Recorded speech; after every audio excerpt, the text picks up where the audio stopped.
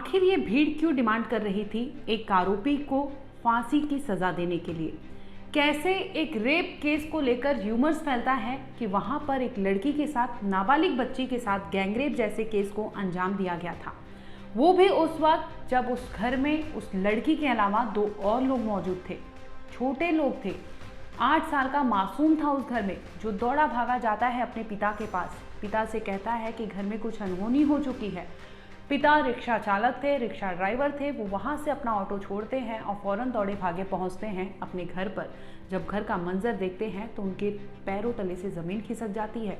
उनकी बच्ची वहाँ पर उस अवस्था में होती है जिसे देखकर वो कांप उठते हैं कि आखिर ये नाबालिग बच्ची थी और जिसके साथ इस तरह से हैवानियत की गई थी, उसे देखकर वो पिता चीख रहा था, चिल्ला रहा था।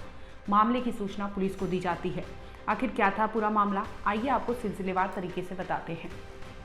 दरअसल बुधवार यानी 28 अगस्त की शाम की बात है। शाम के करीब 5 बजे का वक्त होता है जब एक 8 साल का मासूम अपने पिता के पास पहुंचता है कि पापा पापा जल्दी चलो घर पर।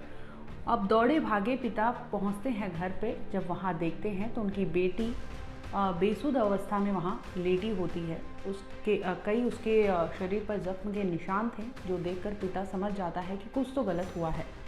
फौरन पुलिस को सूचना दी जाती है। पुलिस मौका वारदात पर पहुंचती है। जब देखती है तो उसे समझ आ जाता है कि माजरा कुछ गलत है। अब पीड़िता को वहां से अस्पताल के लिए रेफर कर दिया जाता है। मेडिकल कराई जाती है, जिसमें खुलासा होता है कि उसके साथ रेप जैसी जघन्य अपराध को अंजाम दिया गया था। 16 साल की मासूम बच्ची थी, वो भी उस वक्त जब उसके घर में उसका छोटा भाई और गोद में एक नन्हा बच्चा था उस लड़की के। उस वक्त इस केस को अंजाम दिया जाता है। पुलिस जब आती है, पूरी तफ्तीश करती है, तो मामला सिलसिलेवार तरीके से खुलता है कि आखिर कहानी क्या थी। दरअसल पिता की माने तो पिता ने ये कहा कि उस रोज़ जो उनके बच्चे ने उन्हें बताया है, तो उस रोज़ उस घर में एक फैज़ान नाम का 20 साल का लड़का है, जो जोर ज़बरदस्ती करके उस घर में घुसा था। घर में उस वक्त सब लोग काम पे गए थे। सिर्फ उस घर में वो 16 साल की मासूम लड़की थी और 2 और नन्हे नन्हे बच्चे थे। इसी दरमियान फैज़ान अंदर घुसता है, लड़की के बाल खींचता है, उसे चाटे मारता है, जिसके बाद कुछ रुमाल रहता है, रुमाल में वो नशीली कुछ दवाइयाँ मिलाता है, जिसे सुंघाकर लड़की को बेहोश कर देता है। इसके बाद वो अपनी भूख मिटाता है उस लड़की के साथ और वहाँ से फरार हो जाता है। पिता का मानना है कि ये जो आरोपी आए थे वो पीछे के गेट से आए थे और जोर ज़बरदस्ती करके घर में घुसे थे। अब ये मामले का खुलासा पुलिस के सामने जैसे ही करते हैं, पुलिस दबिश डालती है, तो खुलासा होता है कि जो फैज़ान है वो वहीं साहिबाबाद का ही रहने वाला था और नज़दीक में ही उसका एक कबाड़ का दुकान था, जहां पर वो कबाड़ी का काम करता था।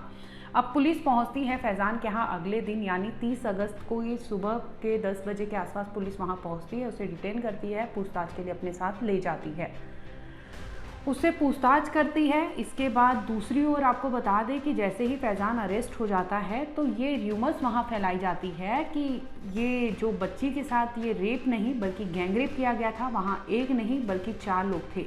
3 लोग डोर पे खड़े थे। आखिर वो 3 लोग डोर पर खड़े क्या कर रहे थे, क्या कुछ कहानी थी, इसके बारे में आपको पिता से सुनवाते हैं कि आखिर उन्होंने क्या कहा कि वारदात पर जब वो पहुंचे थे तो वहाँ का क्या सीन था। 5 बजे पता पड़ा था, 5:30 बजे करीब। किस दिन? बुधवार दिन शाम को। ठीक है। फिर यहाँ देखा तो उसकी हालत खराब, लड़के की आपकी बेटी की हाँ, उसके गला फला दबा दिया था। हाँ। उसमें फिर पुलिस वालों को फोन करा था, पुलिस वाले आए।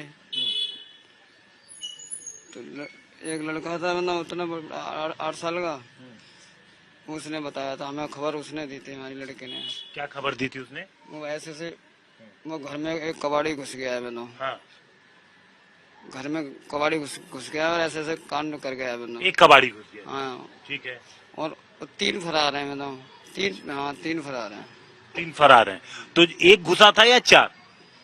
घुसा तो एक था और 3 बाहर खड़े थे। 3 बाहर थे, अंदर एक। ठीक है। तो पुलिस ने उस एक को गिरफ्तार कर लिया है? हाँ, पुलिस ने एक को गिरफ्तार कर लिया और 3 रह गए बाकी। 3 रह गए। वो कह रहे थे रात को कर लेंगे। पीछे के रास्ते से घुसा है, सामने के रास्ते से नहीं घुसा है। घर में पीछे के रास्ते? हाँ, पीछे के रास्ते से। घर में उस वक्त कौन कौन था? खाली एक 8 साल का लड़का था और एक गोद का लड़का था। वो उसे खिला रही थी। पीछे से आके मैंने रुमाल सुंघा दिया, मैंने वो लड़की कर दी बेहोश। वो लड़का मैंने था गोद वाला, वो मैंने फेंक के मारा था मैंने। तो उसको फिर पता नहीं, फिर हमारा लड़का गया था 8 साल का, मैंने हमें बुलाने में। तो अच्छा, वो बच्चा आपको बुलाने आ गया? हाँ। आप कहाँ पे थे उस वक्त? हम तो मैंने बैटरी वाले रिक्शा चला रहे थे। जब खबर पड़ी तो मैंने हम आए सिगरेट जब देखा तो पूरा ही हाल खराब हो गया था यहाँ पे। मैंने पूरा ही तो उसको भी धमकी दी थी मैंने 8 साल वाले को ना, तूने कुछ बताया तो मैंने तुझे भी जान से मार दूंगा। अच्छा, आपके बेटे को धमकी दी? हाँ। एक और आप कोलकाता की सड़कों पर देख रहे होंगे कि डॉक्टर हो, नर्सेस हो, मेडिकल स्टाफ हो, चाहे आम पब्लिक हो, सभी लोग सड़कों पर उतरे हैं, प्रोटेस्ट कर रहे हैं कि जिस तरह से इस तरह के अपराध को अंजाम दिया जा रहा, वो भी ऐसे जगह पर जहां कोई सोच नहीं सकता। तो ऐसे में लोग सड़कों पे उतरकर अपना प्रोटेस्ट दिखा रहे हैं कि ऐसी चीज़ें नहीं होनी चाहिए। दूसरी ओर आपने यूपी के गाजियाबाद में देखा होगा कि सड़कों पर कैसे भीड़ उमड़ी है और लगातार रेपिस्ट को फांसी की सज़ा का डिमांड कर रहे हैं लोग। और यहाँ तक कि ये तक कह दिया कि उस जो रेप की वारदात सामने आई है, ये हो ना हो ये गैंग रेप का है। और यही अफवाह फैलाने के बाद उस एरिया में ऐसा भूचाल मच जाता है कि लोग तोड़फोड़ आगजनी करने लगते हैं, जिसके बाद पुलिस को 8 थानों की टीम को लगानी पड़ती है ये भीड़ को कंट्रोल करने के लिए। आप सोचिए, एक रेप केस से शुरू होकर ये मामला किस तरह से आगे बढ़ता है।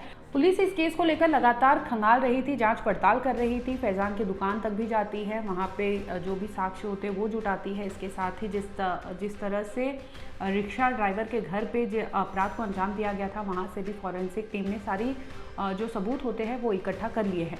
लेकिन आपको बता दें कि जैसे ही ये रेप और गैंग रेप के बीच मामला फंसता है, वैसे ही वहाँ पर लोग जमा हो जाते हैं, तोड़फोड़ करने लगते हैं, कई ऐसे सरकारी चीज़ों को भी नुकसान पहुँचाए हैं। जिसके बाद पुलिस ने इतना ठोस कदम लिया कि एक नहीं बल्कि 8 थानों की पुलिस की टीम को लगा दी, पूरा बल लगाया गया, जिसके बाद कड़ी मशक्कत के बाद वो भीड़ को काबू कर पाए। और पुलिस ने इस मामले पे क्या कहा, पहले उसको सुन लीजिए आप।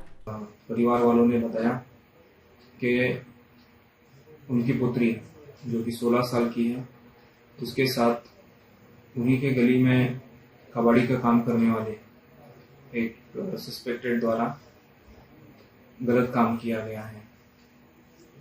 इसी के आधार पे जो टीमों का गठन करके जो कबाड़ी का काम करने वाला जो एक सस्पेक्टेड लड़का था, इसको पूछताछ के लिए हिरासत में लिया गया। उसकी पहचान पीड़िता द्वारा की गई। उसका नाम फैजान है और वो उसी गली में कबाड़ी का काम करता है। इसी क्रम में घर वालों से वादी द्वारा तहरीर प्राप्त की गई, जिसके आधार पर सुसंगत धाराओं में एफआईआर पंजीकृत की गई। पीड़िता द्वारा बताया गया कि जो ये फैजान है अभियुक्त, इसने घर में घुस के उसके साथ मारपीट की, बाल खींचे और कुछ नशीला पदार्थ सुंघा दिया और उसके बाद वो बेहोश हो गई और उसके साथ गलत काम किया। इस पूरे घटनाक्रम के बाद करीब 4 घंटे बाद शाम को 6 बजे कुछ अज्ञात उपद्रवी लोगों द्वारा एक षड्यंत्र के तहत ये अफवाह फैलाई गई कि पीड़िता के साथ गैंग रेप हुआ है और इसी के चलते उन्होंने रोड जाम किया और कबाड़ी के दुकान में तोड़फोड़ की और आगजनी की। इस पूरी घटना का वीडियोग्राफी और फोटोग्राफी किया गया है और इसमें जो भी उपद्रवी लोग हैं उनको चिन्हित करके उनके खिलाफ कार्रवाई की जाएगी। बहरहाल आपको बता दें कि इस मामले में पुलिस ने फैजान यानी आरोपी जो मुख्य सस्पेक्ट था उसे गिरफ्तार कर लिया है, उसे पूछताछ कर रही है। दूसरी ओर जो पिता का कहना है कि 3 और लोग वहां थे, तो इस मामले को लेकर भी पुलिस तहकीकात में जुटी है। और इसके साथ ही रेप और गैंगरेप में जैसे ही ये दांव फंसता है तो पुलिस इस एंगल पर भी खंगाल रही है कि क्या ये केस सच में गैंगरेप का था। और दूसरी ओर जिस तरह से भीड़ ने सार्वजनिक चीज़ों को नुकसान पहुंचाया था उसकी भी वीडियोग्राफी की गई थी, जिसमें पुलिस ने एक एक को चिन्हित किया है, जिसमें पुलिस आगे ठोस कार्रवाई करने वाली है।